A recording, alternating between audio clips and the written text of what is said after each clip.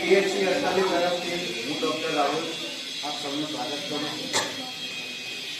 મારા સ્ટાફ, આશાબહેનો, અમારા Ayush medical officer, મહેમાન અને એક્સ પ્રિન્સિપલ તથા વિમેન્સ ડિપાર્ટમેન્ટથી જે બેન આવ્યા છે, તમારું હાર્દિક સ્વાગત છે. મને છે ને એકદમ જે કહેવાય ને કે ગવર્મેન્ટ લેંગ્વેજ બોલતા નથી આવડતી. આપણે છે ને એ બધી વસ્તુ મૂકીને આપણે આરામથી મનથી વાત કરીએ. એ પ્રોટોકોલ વાળી લેંગ્વેજમાં મને વાત કરવી નથી આવતી. પારુલબેનને જ્યારે મેં ફર્સ્ટ ટાઈમ ઇન્ટ્રોડક્શન થયો હતો અમારો,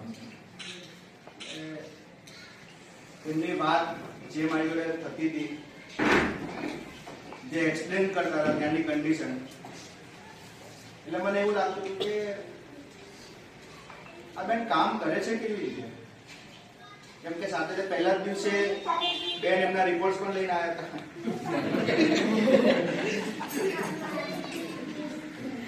તો સૌથી પહેલા ક્વેશ્ચન માર્ક મારા દિમાગમાં એવો આવ્યો હતો, કેમ કે આના પહેલા તો મેં કોઈ પીએચસીમાં કામ પણ નથી કર્યું અને ફિલ્ડ વર્ક શું છે પીએચસીમાં આવે પછી ખબર પડી. તો પહેલો ક્વેશ્ચન મને એ જ આવ્યો હતો કે આ બેન આટલી બીમારી સાથે અને એ પણ આટલા વર્ષોથી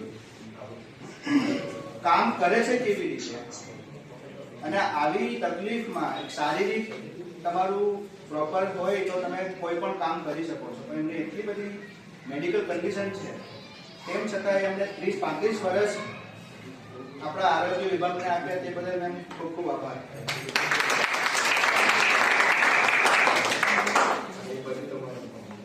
એવું કહેવાય છે કે બીજા બદલે આપણું બને નથી બનતા, માણસો કેવા છે કેવા નથી, પણ જ્યારે જીવન સાથી સારો મળે ને તો ગમે તેવું કામ હોય તમે એને પાર પાડી શકો.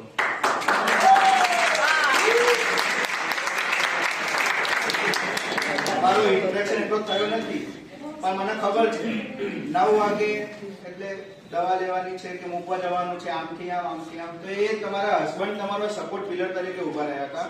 તો તમારા હસબન્ડને પણ હું કોંગ્રેચ્યુલેશન્સ કહું છું.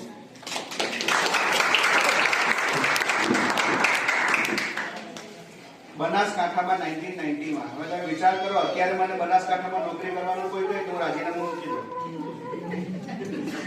બહુ સિમ્પલ હું માણસ છું. તો આજની પ્રજા આવો પરિશ્રમ ના કરી શકે. 1990માં બનાસકાંઠામાં પરિશ્રમ કર્યો, પછી 48માં 2003-4માં આવ્યા, અહીંયા કામ કર્યું, ધંધુકામાં ગયા, ત્યાં થોડુંક ફરી વળીને આવ્યા.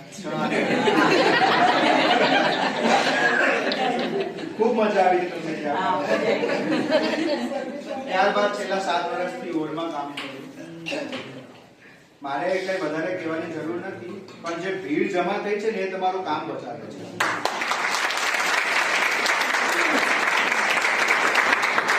આજે ઘણી આંખો નમનીન થઈ ચૂકી છે, લોકોના હૈયા ફૂલાઈ ગયા છે, અને આવી રીતે જે પ્રેમ ભાવના જ્યારે જોઉં છું ને, તો હું તો બહુ હજુ નાનો છું આ ફિલ્ડમાં અને બહુ નવો છું, પણ આ જોઈને લાગે છે કે આ પરિવાર કોને કહેવાય. આરોગ્યમાં મેં આવું પરિવાર ક્યાંય જોયું નથી.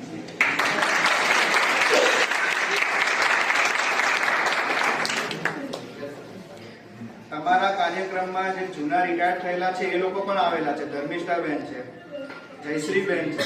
તો એ તમારા રિલેશનશિપ બતાવે છે કે તમે સંબંધોને કેવા સાચવ્યા હતા. જે આશાબેનો છે અત્યારે રોવે છે, તો એ લોકોને એવું નથી કે અમારા ઓળખીતા બેન જે હવે નહીં બોલે, કોઈ આવશે એ વધારે બોલશે, એવું નથી. તમે ઘણી વખત એ લોકોને બચાવ્યા છે કે સાહેબ બોલશે આમ કરી નાખે, આ ગલતી થઈ છે તો આને આમ છુપાવી નાખે. મેં જયશ્રીબેન વખતે કીધું હતું અને ફરીથી હું રિપીટ કરીશ, ઘરડા ગાડા.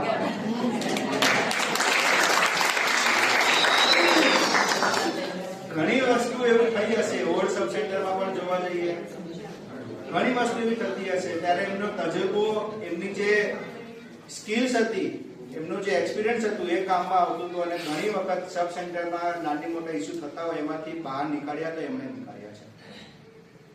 હવે બેન બીજી એક મારા તરફથી તમને એક વસ્તુ કેવી છે કે તમે મહેનત કર્યો, તમે પરિશ્રમ કર્યો, તમે 1990 બનાસકાંઠામાં કામ કર્યું, બરાબર, પૈસા પણ કમાયા, તમે તમારા હસબન્ડને રાજાની જેમ રાખીને પોતે રાણી જેમ પણ રહ્યા, શારીરિક તકલીફો હતી તેને લડતા લડતા તમે 30-35 વર્ષ પૂરા પણ કર્યા, પણ તમને ખબર છે શું બાકી રહી ગયું? અંદરાત્માથી અવાજ આવ્યો, તમારું હવે જીવવાનું બાકી રહી ગયું છે.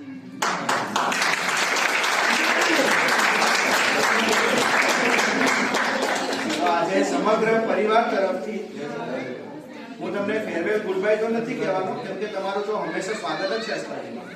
તમે ગમે ત્યારે આવો, મળવા પણ આવી શકો છો, ડિલિવરી કરવા પણ આવો, વાંધો નહીં.